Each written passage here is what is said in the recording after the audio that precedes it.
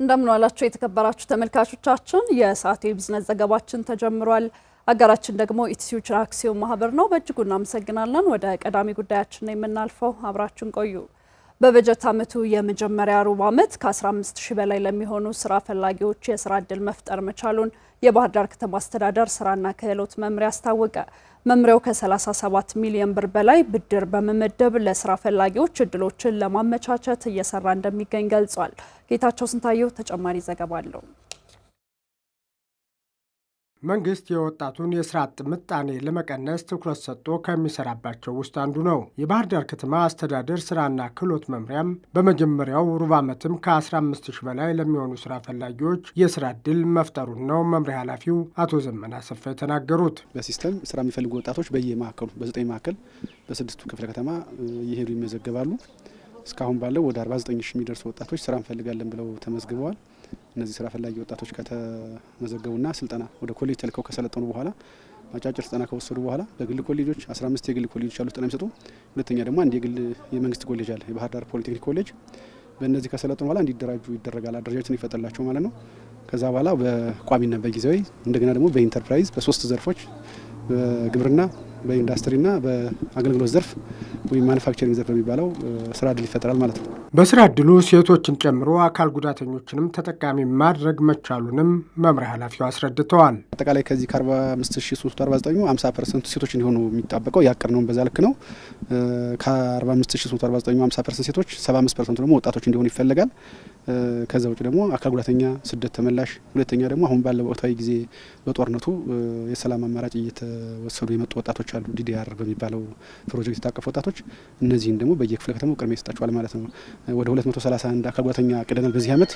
ሁለተኛ ከ200 በላይ የስደት ተመላሾችን አቅደናል። እነዚህንም በዛ ልክ እየሰራ ነው።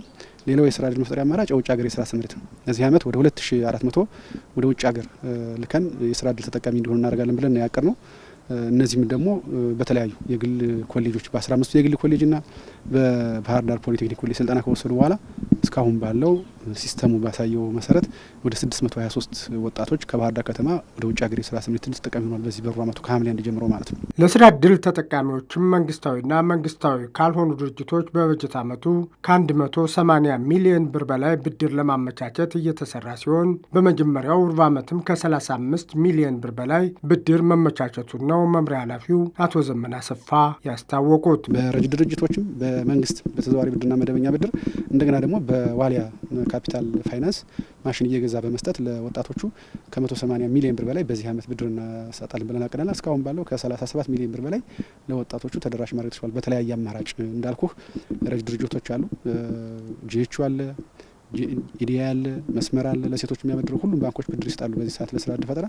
ይህን ታሳቢ ያደርገን እንደገና ደግሞ ከጸደይ ባንክ በተዘዋዋሪ ብድር እየሰጠን የወጣቱን የብድር አማራጭ ችግር ለመቅረፍ እየዘ ነው። የከተማ አስተዳደሩ በአመቻቸው ስልጠና በመጠቀም ስራ ማግኘቷን የተናገረችው ወጣት በበኩሏ ስራ ዕድል በማግኘቷ ተጠቃሚ መሆኗንና ታናሾቿን በማሰልጠንም የስራ ዕድል ለመፍጠር እንደምትሰራ ነው የተናገረችው። ተቀጥሬ ያለው አግኝቼ በራሴ ደግሞ ብጀምር በራሴ ብሰራ 12 የጨረሱ 10 የጨረሱ እነሱ እህቶችን አምጥቼ ባሰለጥናቸው ሙያ እውነት ስደውልላቸው እንደዚህ አይነት ስልጠና አግኝቼ ምናምን ስላቸው በጣም ነው ደስ ያላቸው።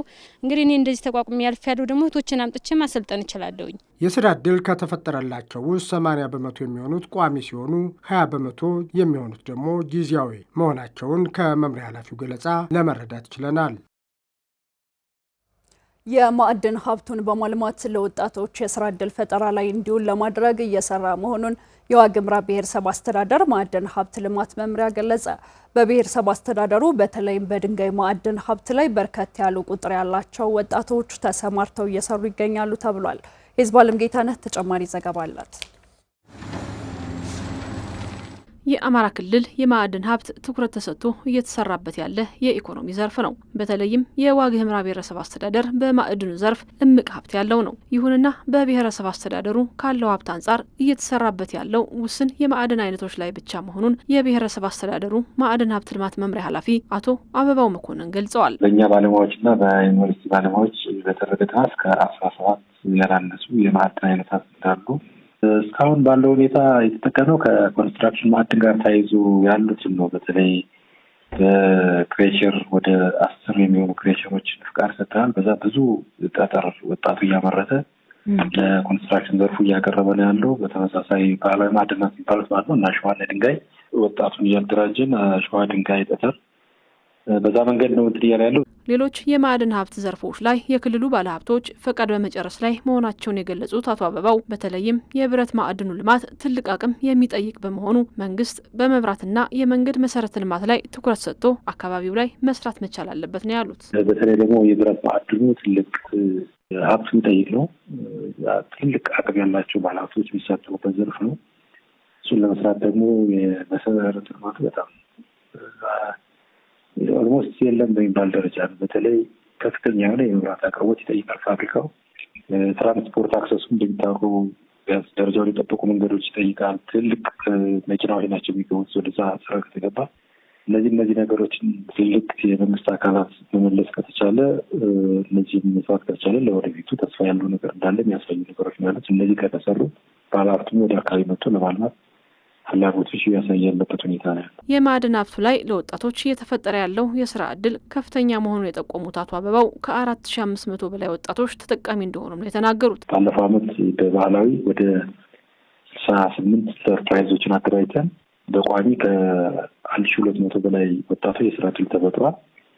በጊዜው በተለይ አነስተኛ ላይ በስፋት ክሬቸሮች ላይ ሰራተኛ በስፋት ነው የሚሆነው። ከአንድ ክሬቸር በቀን 40 እና 50 ወጣት በላይ ነው የሚውለው እና አጠቃላይ ከ4500 በላይ ሲደመር ወደ 5000 በላይ ወጣቶች በዚህ ዘርፍ በአነስተኛና በባህላዊ በአሳለፍነው ዓመት በ2017 የስራ ዕድል የተፈጠረላቸው ናቸው። የወርቅ ማዕድንን ጨምሮ ብሔረሰብ አስተዳደሩ በርከት ያሉ ማዕድናት ያሉበት በመሆኑ የክልሉ መንግስት በእነዚህ ዘርፎች ክልሉን ተጠቃሚ ለማድረግ ትኩረት ሰጥቶ ሊሰራ እንደሚገባም ተጠቁሟል።